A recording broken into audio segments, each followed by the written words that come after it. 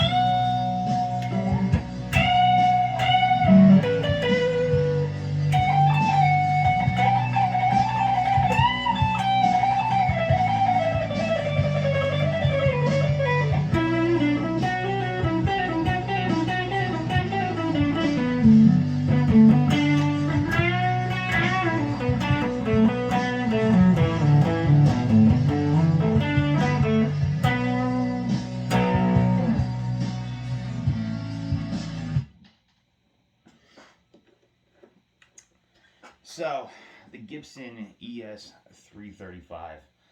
Um, I've always been curious about them, and I had how did it go? So my father had some throughout the years, but for the majority of my growing up, I didn't remember many of them. And he had gotten this really cool custom shop like 58 reissue in a trade, and it was so sweet. I could not convince him to keep it. He really loved to make his deals, trading everything. Nothing was safe really. He just loved to make those deals in any way he could. So I played that guitar, and I immediately was like, I think at the time I was like, it was like 5 6 years ago, and I was like, how have I made it to my 30s and not owned one of these guitars? I was like, it's ridiculous. I played everything I could on it. I had a little have had this little like Black Star practice amp that I had brought over, and it has a clean and a crunch and a lead and a two different overdrives, blah blah blah. And I just put that thing through the ringer, and I was like, my God, it really will do anything. So I picked one up, and I had gotten a really great deal on a 2017 or something like that. A red small block.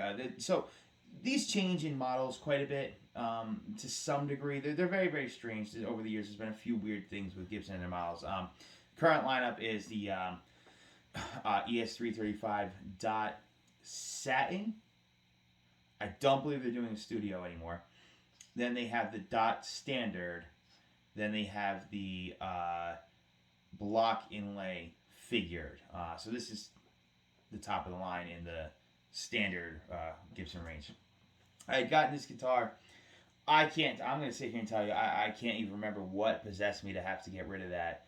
Something must have come up, and I sold off the red 335, my first one, and I immediately hated everything about my life. I remember that, and why I had sold it off. It couldn't have been for any reason other than I needed the money. So then I picked up this crazy one of the aquamarine ones, and it's cool. They're really cool. You should really Google or look up or find one of those on Reverb if you want some of the wild, like one of the wildest finishes and colors ever. It was the aquamarine. It was a 335 figured. It had insane figuring, insane colors from yellow to purple, all mixed in throughout it. That was incredible.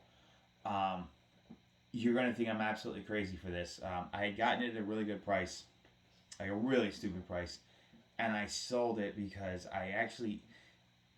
it had like all these markings on the fretboard that were driving me crazy to look at, as well as a very strange discoloring of the binding. I've had a lot of different guitars over the years, especially Gibsons, and the binding had this very strange, very dark, almost like something had happened to it. It was almost like it was covered in nicotine. I can't even really. And it didn't smell like that. It still smelled like that Gibson smell. But it made me crazy. I've said before, I like my things pristine. It's just kind of how I am. I sold that off, made a small profit on that, and just honestly, I just pulled the trigger. I just went on to, I think I got this one through Guitar Center. I did the 48-month finance, whatever, $80 a month. I actually got it before that very recent little price jump. It was $36.99 now. I think they're $39.99. So, yeah, I bought it. Absolutely brand spanking new. I'll never get rid of it. I'm still paying it off, and a couple more gigs and I'll be done. But this, no question, if you don't have a 335 or have never played one, you're really missing out. There's something about them with the forget the tones. The tones are between this and a Les Paul are obviously very different. And actually, I find it a little more similar to my SG in this neck pickup, just a little. But they just feel, they're just so smooth. Maybe it's just mentally that I'm just like, I mean, it's not my most expensive guitar, but maybe just mentally I'm just like, there's something about it. It just flies for me. The neck and the action is so incredibly low, and I can get it lower, and it's got a very good thickness on the neck. Not one of those fat 50s, not anything like really really big, but a very good thickness, and it's just, and they all have had that. Every one that I've had, and I've also bought and sold a few. As you know, I buy and sell. I had a cool cherry figured 335 that I got and resold to someone else who's now also trying to resell it. It keeps going up the ladder. But the man, there's just something about the way these guitars just play. Maybe it's the bigger body. A lot of people hate these bigger bodies. They don't bother me whatsoever. They don't feedback that much unless you're really close to your amp and you're really ripping a lot of high gain or a lot of pedals stacked on top of each other. They really don't feedback that much. It is impressive. That block in the middle does a lot. I have gigged with this. I know I only got it in 2021. I think I might have gotten it in 2020 actually, and it was, Gibson does that like cars. I think I might have bought it in 2020, but it was a 2021 model at that very end there. But I have gigged with it in some of the places that I'm not worried about anything happening to it. And for me, I could just play this all day. It's not that heavy. There's something about maybe with just where my arm sits on this big body, standing or sitting, that I'm just able to just.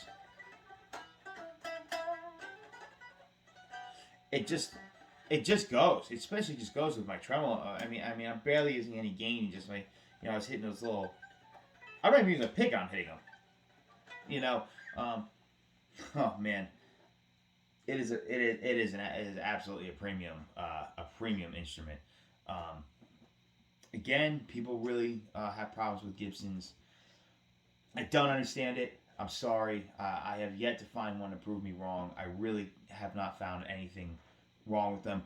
I know, we can go all troggly on it. I forget exactly how you say it, and we can tear everything apart and look at all the routes and see if they're clean. I don't care. It's perfectly clean. This thing is absolutely pristine. I don't see one. I don't see one corner cut in any aspect of this guitar. What, this tiny bit of finish that ran onto the binding? I mean, maybe if you could even, you know, um,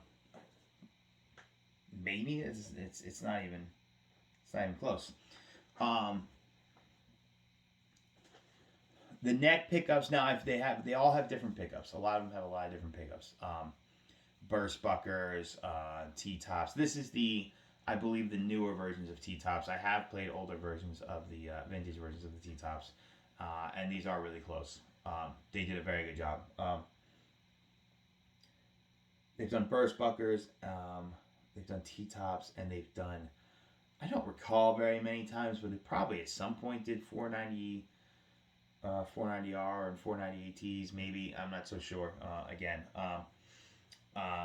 they did some different 61 neck and 61 bridge pickups somewhere in there, from what I recall. Oh, if I'm wrong, sorry. Okay, I don't usually go over too many specs because I also don't really care about specs that much. I mean, to a degree. Of course, I want to know what I'm getting out of the guitar, and I look at the specs first. But I mean, what this is. It's the same recipe they've been using forever. I do know that they are using some newer version of what they are calling a T-top pickup or something in that range. Just Google it. Uh, I like them better than the burst buckers for sure in a 335. I didn't hate the burst buckers whatsoever. I thought the burst buckers were really, really cool. I really like to see what some 57 classics might sound like in one of these, but again, I don't mod things. It's just not me. I'm not gonna go changing the pickups. I'm not gonna go doing anything like that. This is what it is. But they sound fantastic. The neck pickup is my favorite neck pickup, period, of any guitar, and it's of any guitar that I have or have played. This is the smoothest, sweetest sounding neck pickup, especially in that blues and jazz category, and in that even in that classic rock too, especially. And it picks up every little nuance. It's so articulate. You've absolutely got to try one of these. I know this is a tough one. You're not gonna probably a lot of music stores are not gonna like my local music store that I go to that does carry high end guitars. They will absolutely not let people take guitars off the wall, especially in this price point. Fortunately, they know me well, and I have given them a substantial amount of money over the years. Many of the guitars in this room have come from that store. Uh, and they'll let me go in and pick up anything right off the wall. So I've been fortunate to play all sorts of different high end stuff that they've had there, and especially what was really cool recently was I got to play. They had a brand new Gibson 345. Now it's basically a 335. I believe it has just the slightest different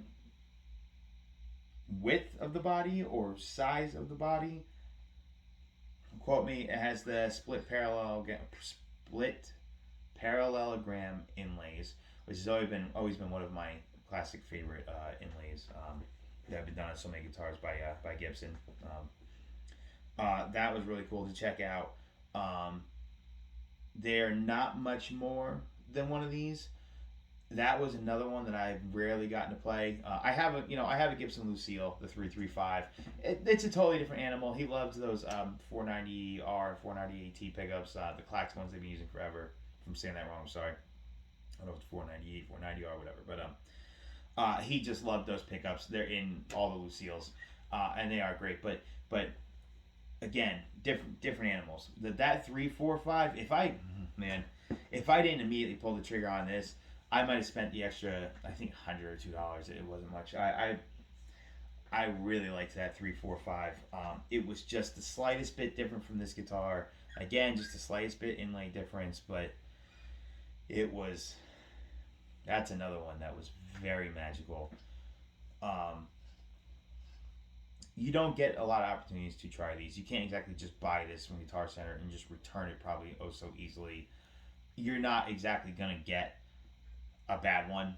You know, again at these price ranges and price points, you're usually probably committed to when you buy. That's what you get, and that's really hard sight unseen. I understand that with a lot of guitars, it's really hard sight unseen. But I have had a number of these through come and go and played a number of them just in the last few years, and seen quite a few of them, and I haven't found anything wrong with a single one of them, or any reason to not want to literally run to my credit card and just get one. Like I almost would have swiped a credit card on that 345 and just been like, I'll pay interest on it. You know what? Whatever. It was so sweet. I wanted it really bad. But I had already bought this, so and unfortunately, you know how resale works. I'm not gonna lose. You know, I bought this full price. I'm not gonna take that loss of $7, $8, $900, depending on how the market's going. You know, by getting something brand new and reselling it.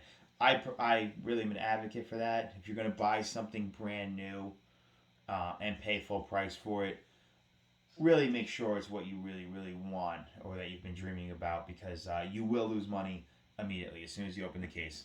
You can say brand new all day long, it's used. Once you've opened it, once you've touched it and played it a little bit and put it back in the case, it's not brand new anymore. And I see that a lot of people trying to say things are brand new when they're reselling. I'm like, it's not brand new. Especially if it's from 2007. It's not brand new still. I see that a lot too. If you're out there doing it, you know who you are. It's from 2007 and it's 2022. No, it is not new. It is used. Period. Okay. That's my little rant there. Yeah, this would be my. If I had to have one guitar, this would probably be it. If everything else had to go and I needed the money for everything else in the room, I don't even want to think about that. That would absolutely kill me to have to let go of any of them. But non-sentimental reasons, this is the one. This is the player. This is the one that I actually would, and I've said before I wouldn't do, that I would just pour everything into and relic it and let it just fall apart in my hands and make it so fit to me. I would play every show with it, every gig with it, play it every night, and I wouldn't get bored of it whatsoever. A must-have, a must thing to check out.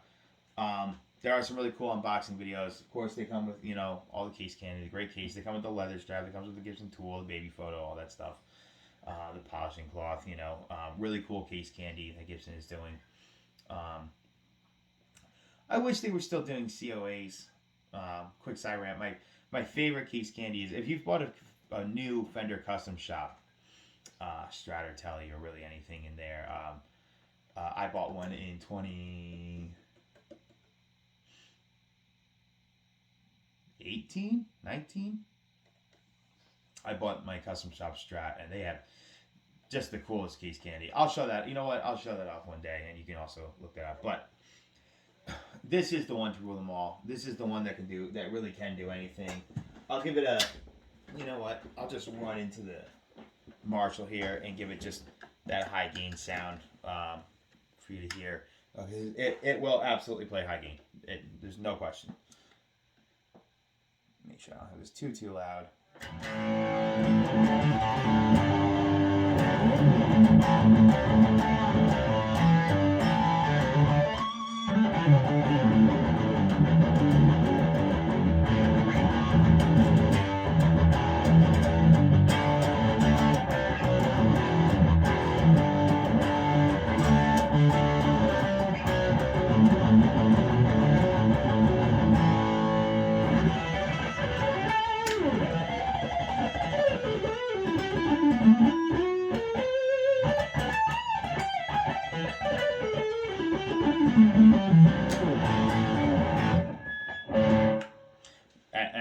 bunch of mistakes in there, but I'm already too far into the video to start over. I'm not editing these things, whatever. Bunch of mistakes, but yeah, it will absolutely scream. You know what I mean? That was the point. It will do all these things.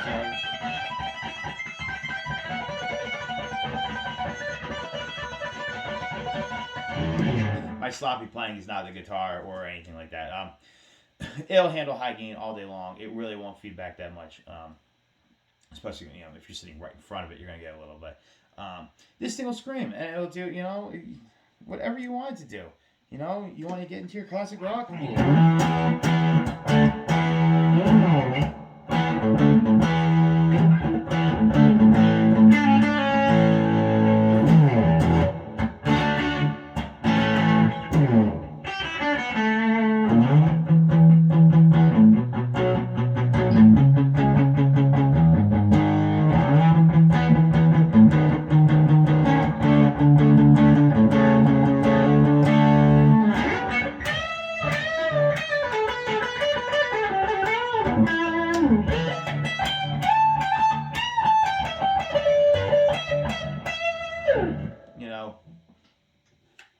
I really don't know what else you could want from it. But if you're looking at one of these, or if you're really trying to understand them, I'll do the best to tell you exactly what it feels like to play. Forget sound.